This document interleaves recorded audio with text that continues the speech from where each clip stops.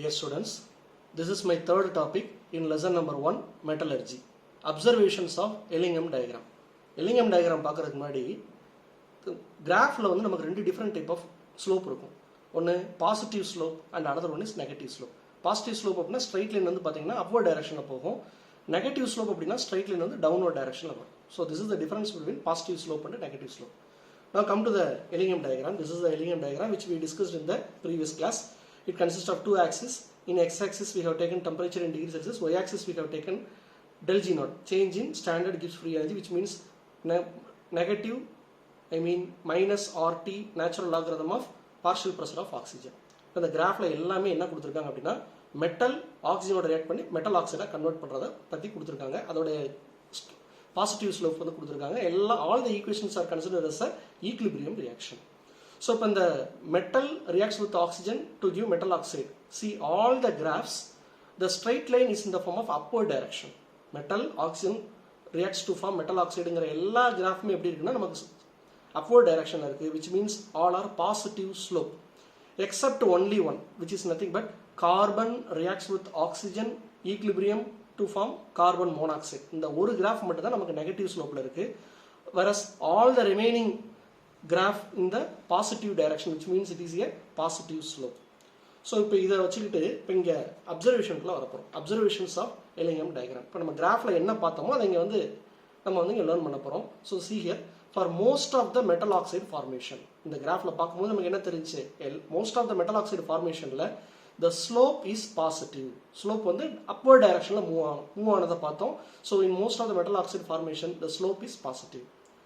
Okay, see here positive slope, metal reacts with oxygen to form metal oxide. சரியா? In this case oxygen is consumed, அதாவது metal reacts with oxygen to form metal oxide வந்து oxygen metal வந்து consume பண்ணுது. metal வந்து oxygen consume பண்றதுனால metal வந்து என்ன மாறுதுங்கறாங்க, metal oxide convert ஆகுது அப்படிங்கறாங்க. See here oxygen gas consumed during the formation of metal oxide results in degrees in randomness. randomness அப்படினா என்னது, change in entropy. அப்ப degrees in randomness அப்படினா negative entropy, entropy degrees ஆகுது அப்படிங்கறாங்க. How does it possible பா? See here metal oxygen, metal plus oxygen, oxygen gas இருக்கும்போது பாத்தீங்க அப்படினா அதோட randomness அதிகமா இருக்கும். ஆனா அதே ஆக்சிஜனை மெட்டல் கன்சியூம் பண்ணுது. கன்சியூம் பண்றதுனால தான் மெட்டல் ஆக்சைடா கன்வெர்ட் ஆகுது.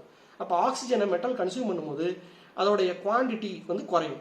ஆக்சிஜனுடைய குவான்டிட்டி, ஆக்சிஜனுடைய பிரசன்ஸ் குறையும் போது அதோட ரேண்டம்னஸ் கம்ப்ளீட்டாக வந்து என்ன செய்யும், டிகிரீஸ் ஆகும். ஸோ அதைத்தான் என்ன சொல்றாங்க அப்படின்னா whenever metal gets converted into metal oxide del S decreases, change in entropy decreases.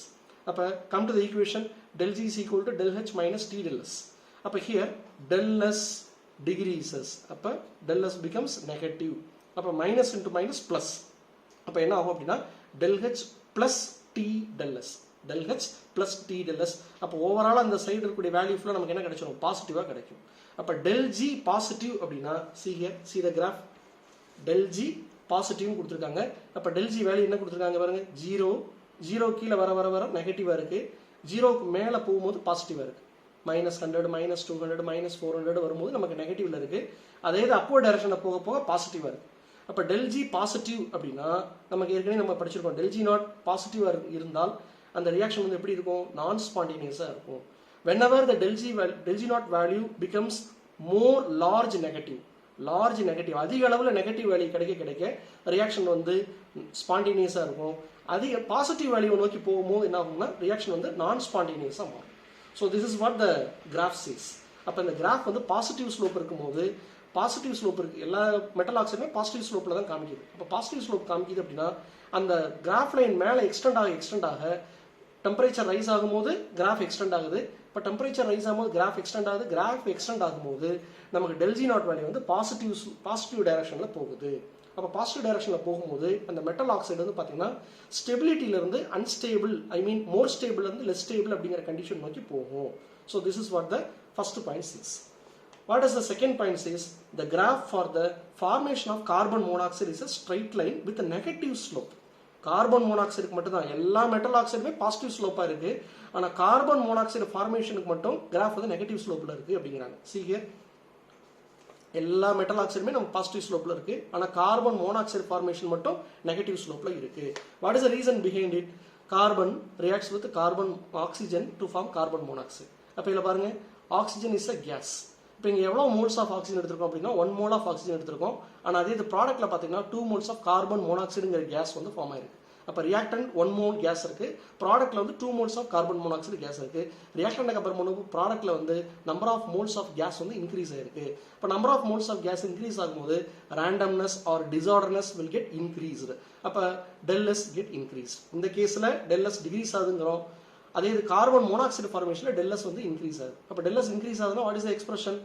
del G is equal del H plus minus T del S. இப்போ இந்த del S வந்து பாசிட்டிவாக இருக்கு. அப்போ பாசிட்டிவ்னா பிளஸ் இன்டு மைனஸ் நெகட்டிவ். அப்போ del G value negative. அப்போ del G value negative டைரக்ஷனில் travel ஆகும்போது என்ன ஆகும் அப்படின்னா மெட்டல் ஆக்சைடு வந்து ஸ்டேபிளாக வந்து மாறும். சரியா? அதனால தான் பார்த்தீங்கன்னா நமக்கு del G வேல்யூ வந்து டெம்பரேச்சர் இன்க்ரீஸ் ஆக ஆக நம்ம கார்பன் மோனாக்சைடு கோஸ் இன் ஏ நெகட்டிவ் டைரக்ஷன், ஐ மீன் நெகட்டிவ் ஸ்லோப்பில் போகுது. காரணம் என்ன அப்படின்னா நமக்கு வந்து இங்கே வந்து டிசார்டர்னஸ் வந்து அதிகமாகுது ரியாக்டன்ட் டு ப்ராடக்ட் போகும்போது. ஸோ டெல்எஸ் வந்து இன்க்ரீஸ் ஆகிறதுனால நமக்கு ஸ்லோப் வந்து நெகட்டிவ்ல வருது. So this is the second point. What is the third point? As the temperature increases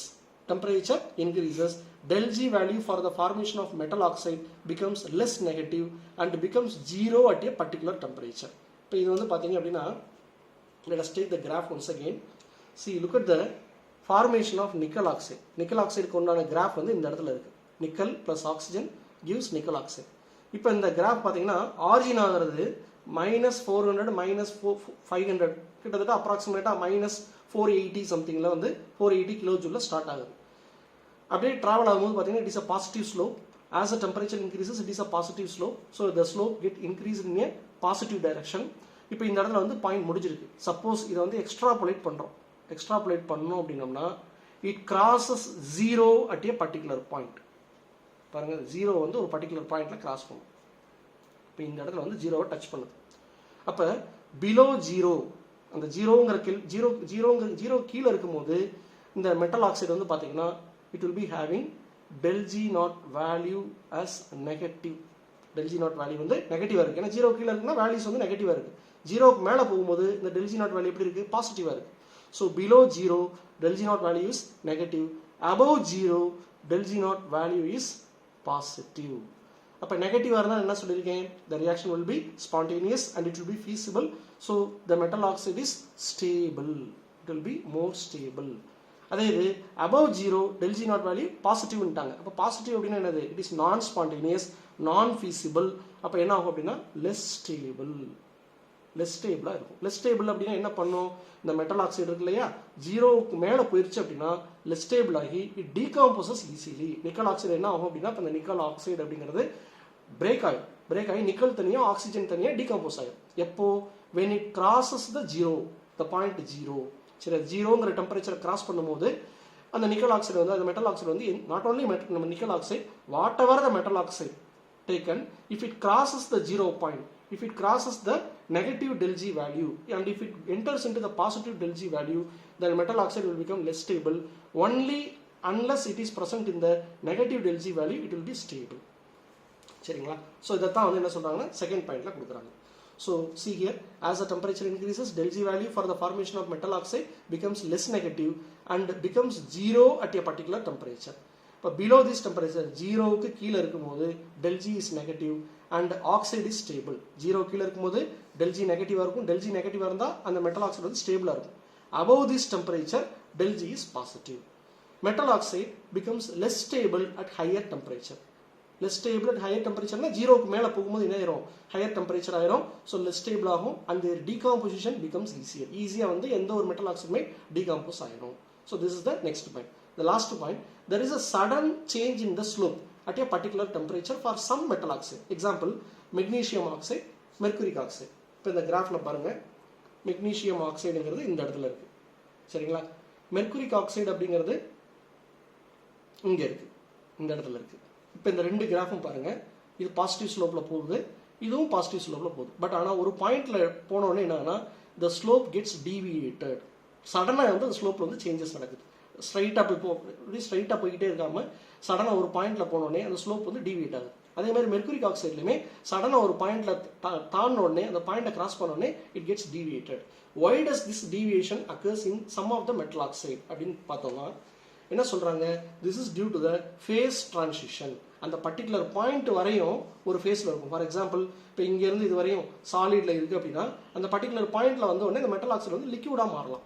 அப்படி மாறும்போது ஃபேஸ் ட்ரான்சிஷன் நடக்குது.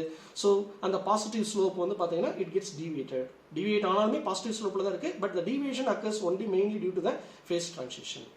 So these are something about the observations of the Ellingham diagram. இப்போ Ellingham டயக்ராமில் நமக்கு என்னென்ன நமக்கு அந்த டயக்ராமில் இருக்கோ அதை ஃபுல்லாக வந்து பாயிண்ட் பை பாயிண்டாக வந்து நம்ம இவ்வளோ நேரம் டிஸ்கஸ் பண்ணியிருக்கோம். In my next topic will be discussing about the applications of Ellingham diagram. Thank you.